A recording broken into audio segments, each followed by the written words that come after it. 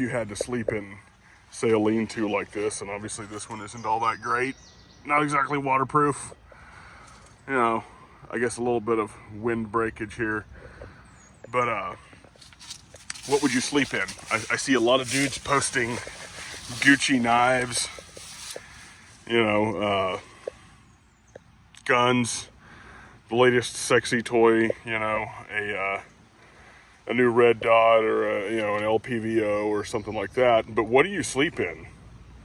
You know, what kind of support stuff do you have if you think you're gonna, I guess, fight a guerrilla situation or even just survive?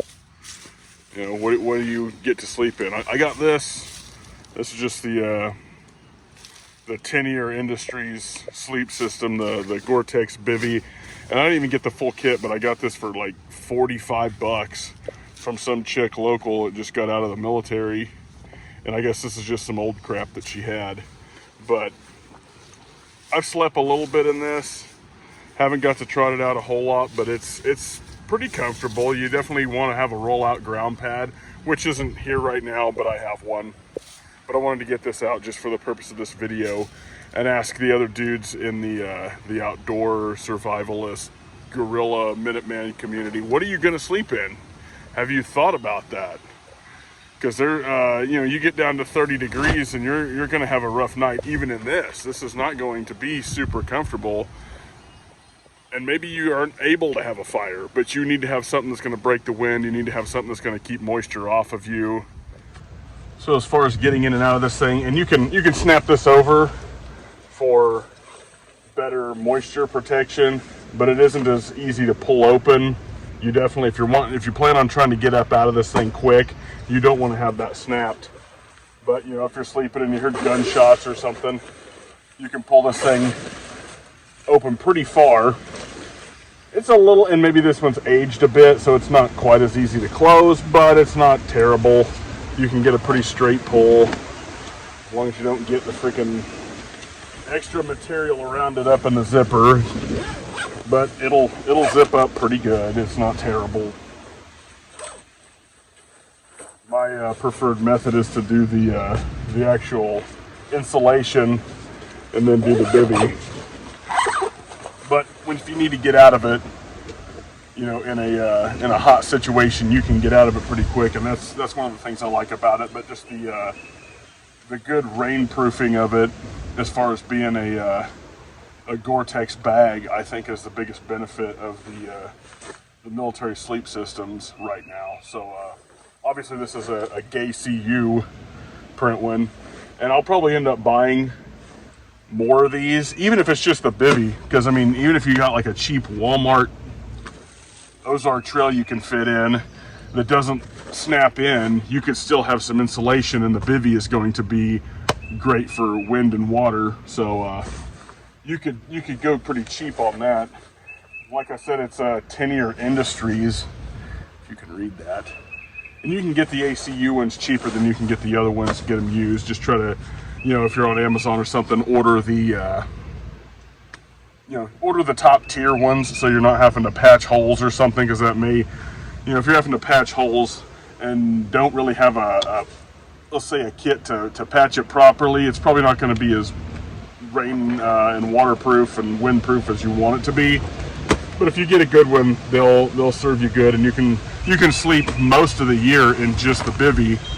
And so I think I'm going to outfit most of my bags with just a bivy, and then maybe take some sort of extra layers to sleep in, and maybe pair it with a cheap sleeping bag, so that I'm not having to pay, you know, hundreds of dollars for, let's say, the entire setup, when the best piece of the kit is the bivy.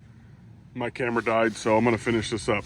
As I was saying, you want something to sleep on, something to sleep in, and something to sleep under. So you'd want to, at least if it's a dry ground, you know, if it's comfortable, I guess you could just sleep in this and have cover like a tarp or some kind of tent or something like that. But you know, if you don't have a comfortable piece of ground, or there's moisture out, or it's super duper cold, you do not want to freeze to death laying on the ground.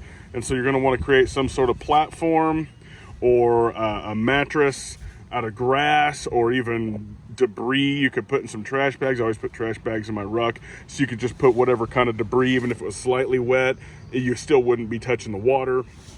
And like some trash bags to build some sort of mattress to keep you up elevated and have a fire if security permits a fire. And obviously, you know, some kind of overhead cover, preferably a tarp, whether it's a military tarp or one from Walmart. You want something. So be considering what you would want for a sleep system. And if you don't have one, you should get that squared away, just like you should have hygiene squared away in your ruck. So, and I'll do a video going over like a hygiene kit for the ruck too. But you want to get the sleep system squared away, and you should definitely get that pronto with the way things are going. You want to have some sort of relative comfort to sleep in.